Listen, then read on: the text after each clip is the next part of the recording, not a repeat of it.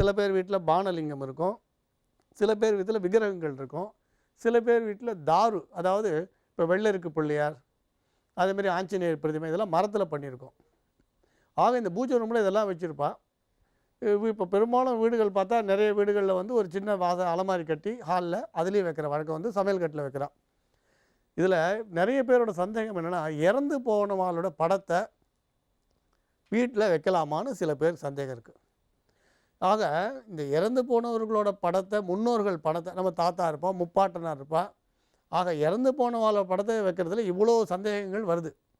இப்போ முக்கியமான விஷயம் என்னென்னா, ராமனும் கிருஷ்ணனும் கூட ஒரு காலத்தில் வாழ்ந்திருந்தவா தான், இந்த பூலோகத்தில் வாழ்ந்தவா தான். நாம் வந்து ஏதோ ஒரு கட்டுக்கதைகள் கிடையாது, அவெல்லாம் இந்த பூலோகத்தில் பிறந்து வாழ்ந்தவா தான். ஆக நம்ம முன்னோர்கள்லாம் பார்த்திங்கன்னா, நமக்கு முன்னால் இந்த ரிஷிகள் கூட நமக்கு பார்த்திங்கன்னா ஏதோ ஒரு சம்பந்தம் இருக்க தான் வாய்ப்பு இருக்குது. விஸ்வாமித்திராக இருந்தானே, இல்லை பரத்வாஜராக இருந்தானே, அகஸ்தியராக இருந்தானே, ஏதோ ஒரு சம்பந்தம் இருக்க வாய்ப்பு இருக்குது. ஆனால் நாம் நேரடியாக நமக்கு அவளை பற்றியெல்லாம் தெரியாததுனால நம்ம அதை தெரியாமல் விட்டுறோம். இன்றைக்கி கூட சில பேர் சொல்லுவாள், நாங்கள் இந்த இதில் வம்சத்தில் புகழ்பெற்ற வம்சத்தில் வந்தவா அப்படின்னு சொல்லுவாள். எதுக்கு இதை சொல்ல வரோன்னா, அதனால் முன்னோர்கள்ன்றவா நம்ம பெருமைகளை உலகத்துக்கு கொண்டு வரக்கூடியவர்கள். நம்ம பெருமைகளை, அருமைகளை, நம்ம மொழியை, இலக்கியத்தை, சம்பிரதாயத்தை, சாஸ்திரங்களை, தர்மத்தை நமக்கு எடுத்து நமக்கு சொன்னவா, நமக்கு கொடுத்தவா. நம்ம முன்னோர்கள் இல்லைன்னா நம்மளோட கலாச்சாரமே கிடையாது. இன்னும் கேட்டால் அவள் கொடுத்த கலாச்சாரங்களையும் நம்ம பாதி அழிச்சிட்டோம். பாதி என்ன, 90% அந்த கலாச்சாரங்களை வந்து நம்ம அழிச்சிட்டோம். ஆனால் குறைஞ்சபட்சம் அந்த முன்னோர்களாவது இருந்துட்டு போட்டோமே. அதனால் ஹாலில் வைக்கலாமான்னு கேட்டால் தாராளமாக இறந்து போனவங்களோட படத்தை வைக்கலாம். அப்போ காலம்பரை கண் முழிக்கலாமான்னா, ஏன் உங்கள் முன்னோர்களோட பெருமை சொல்கிறதுல உங்களுக்கு ஏன் கஷ்டம்? காலம்பரை எழுந்த உடனே முன்னோர்களை பார்த்தா அவள் பெருமைகளை ஒரு நிமிஷம் நினச்சி பாருங்களேன். அவள் எவ்வளோலாம் கஷ்டப்பட்டு இந்த ஊருக்கு வந்திருப்பான், இந்த மாதிரி கலாச்சாரங்களை எவ்வளோ பாதுகாத்திருப்பாள், எவ்வளோ கஷ்டப்பட்டு அடுத்த சந்ததிகளுக்கு நிறைய விஷயங்களை கொடுத்துருப்பா. இதெல்லாம் நம்ம ஒரு நிமிஷம் சிந்திக்கலாமே. அதனால் முன்னோர்கள் படத்தை தாராளமாக ஹாலில் வைக்கலாம். நேற்று கூட ஒருத்தர் கேள்வி கேட்டவர் சொன்னார், நேற்று ஒரு அம்மா கேள்வி கேட்டிருந்தபோது, இந்த மாதிரி தீட்டு வீட்டில் போய் சாப்பிடக்கூடாதுன்னு சொல்கிறாளேன்னு. இது ஒரு கேள்வி கேட்குறேன், தீட்டு வீடுன்றது எதை சொல்கிறா? இப்போ இறந்து போனது இந்த தீட்டுன்றதெல்லாம் நீங்கள் எதை சொல்ல வரீங்க? 3 நாள் தீட்டாய் வீட்டு விளக்கா இருக்காளா? இதை நிறைய பேர் பெருசாக பேசிகிட்டு இருக்கா. ஒரு விஷயம் நீங்கள் புரிஞ்சுக்கணும், நாம் ஒரு வீட்டில் போகும்போது சில ஆச்சார அனுஷ்டானங்கள் குறைவாக இருக்கும். ஆனால் அவள் கொடுக்குறத வந்து நாம் மறுக்கிறது தவறு. அதனால் நாம் பெரிய ஏதோ வைராக்கிய புருஷர்களாக இருக்கோன்னு சொல்லி உனக்கு ஆச்சாரம் கிடையாது, அனுஷ்டானம் கிடையாது, எதுவும் கிடையாதுன்னு சொன்னால் பித்தளை டம்ளரில் கொடுக்க முடியுமா? இன்றைக்கி பித்தளை டம்ளரில் கொடுக்க முடியுமா? மந்தார இலையில் போய் சாப்பிட முடியுமா? பாக்கு மட்டையில் தான் நான் சாப்பிடுவேன், மந்தார இலையில் தான் சாப்பிடுவேன், நான் வாழை இலையில் தான் சாப்பிடுவேன்னா அது நடக்கிறதா கல்யாண வீட்டில் நம்ம பார்க்குறோம்.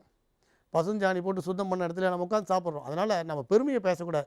நான் ரொம்ப அனுஷ்டானம் உள்ளவன் பேச வேண்டியதில்லை. அதனால் நாம் அடுத்தவா வீட்டில் போனால் தீட்டு வீட்டில் சாப்பிடலாமா, இறந்து போனவா படம் வச்சுக்கலாமா, அதெல்லாம் நீங்கள் அந்த சந்தேகத்துக்கு இடம் கொடுக்காதீங்க.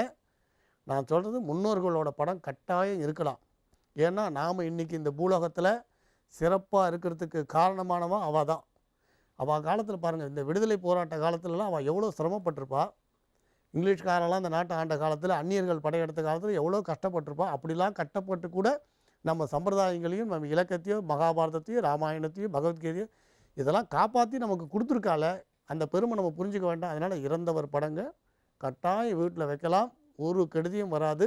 நம்புங்கள், நல்லதே நடக்கும். மேஷ ராசிக்கு இது ஒரு நல்ல நாள். ராசியிலே சந்திரன் அமர்ந்து கொண்டு குரு பார்வை பெற்று கொண்டிருக்கிறது. ராசியில் சந்திரன், 5ஆம் இடத்திலே குருவும் சந்திரனும் ஒன்றுக்கொன்று திரிகோணஸ்தானங்களிலே அமைந்திருக்கின்றன. நீங்கள் திட்டமிட்டபடி அனைத்து வேலைகளும் வெற்றிகரமாக நடக்கும்.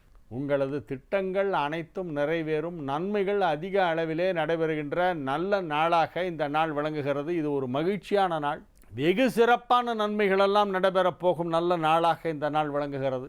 மிகச்சிறப்பான நன்மைகளெல்லாம் நடைபெறும் என்று சொல்லலாம். அற்புதமாக மகிழ்ச்சியாக இருக்கக்கூடிய ஒரு நாள். நீங்கள் வியாபாரத்திலே அதிக லாபம் பெறுவீர்கள். உத்தியோகத்திலே இருப்பவர்களுக்கு அலுவலகத்திலே மிகப்பெரிய ஒரு மதிப்பும் மரியாதையும் அந்தஸ்தும் ஏற்படும். உங்கள் அலுவலகத்திலே பணிபுரிபவர்கள் உங்களுக்கு முழு ஒத்துழைப்பு நல்குவார்கள். உயர் அதிகாரிகளின் அன்பை பெறுவீர்கள். உங்களுக்கு கீழ் பணிபுரிபவர்கள் உங்களை ஒத்துழைப்பு கொடுப்பார்கள். மகிழ்ச்சியான நிகழ்ச்சிகளெல்லாம் அலுவலகத்திலே நடைபெறும். குடும்பத்தில் நல்ல தகவல் வந்து சேரும். வம்ச விருத்தி ஏற்படக்கூடிய ஒரு அற்புதமான ஒரு நேரம் இது. 5ஆம் இடம் என்பது புத்திரஸ்தானம், பூர்வ புண்ணியஸ்தானம். அதிலே சுபகிரகங்கள் ஒன்றுக்கு மேல் இணையும் பொழுது குடும்பத்தில் வம்சம் விருத்தி அடையும். மேஷராசிக்காரர்கள், இளைய வயதினர், திருமணமானவர்கள், யங்ஸ்டராக இருந்தால் இப்போ குழந்தை பிறக்கும். அல்லது ஒரு நடு வயதினராக இருந்தால் உங்களுடைய மகன் அல்லது மகளுக்கு இப்பொழுது குழந்தை பாக்கியம் ஏற்படும். நீங்கள் தாத்தாவாக போகிறீர்கள். ஒரே சந்தோஷத்தில் குதிப்பீங்க. புள்ள பிறக்கிறத விட பேரம் பிறக்கிறது இன்னும் சந்தோஷம். அந்த சந்தோஷம் உங்களுக்கு கிடைக்க போகுது. உங்கள் குடும்பத்தில் வம்ச விருத்தி, புதுசாக ஒரு டிக்கெட் வரப்போகுது. அதனால் இது ஒரு நல்ல செய்திகளெல்லாம் வந்து சேரும். மகிழ்ச்சியான நிகழ்ச்சிகளிலே கலந்து கொள்வீர்கள். குடும்பம் மகிழ்ச்சிகரமாக இருக்கும். ரிஷப ராசிக்கு இது ஒரு மிகச் சிறப்பான நன்மைகள் நடைபெறுகின்ற நல்ல நாள்.